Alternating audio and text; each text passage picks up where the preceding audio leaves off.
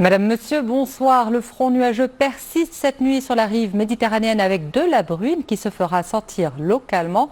Et on retrouve demain matin une configuration assez similaire à ces derniers jours. Nuages bas, brume et bruine envelopperont les côtes méditerranéennes.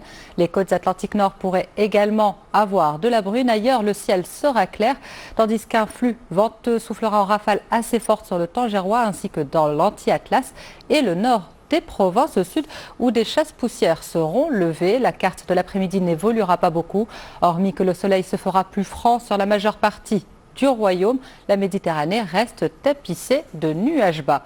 Côté Mercure, les minimales pour la matinée seront de l'ordre de -3 à 4 degrés sur l'Atlas et l'Oriental.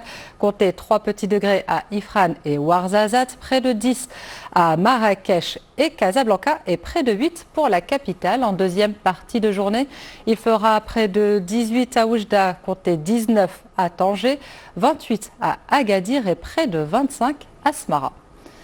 Et cette fin de semaine reste stable avec un mercure qui perd quelques degrés au fur et à mesure. Vendredi, le ciel sera très largement ensoleillé. On retrouve, comme à l'accoutumée, de la brume sur les côtes nord, fortes rafales de vent accompagnées de chasses-poussières dans les provinces sud. Samedi, le temps reste quasi inchangé.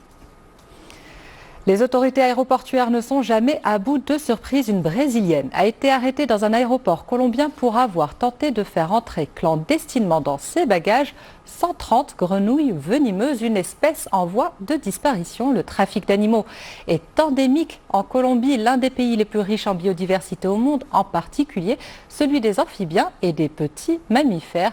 Les grenouilles arlequines, également connues sous le nom de grenouilles empoisonnées, étaient enfermées dans des boîtes de film.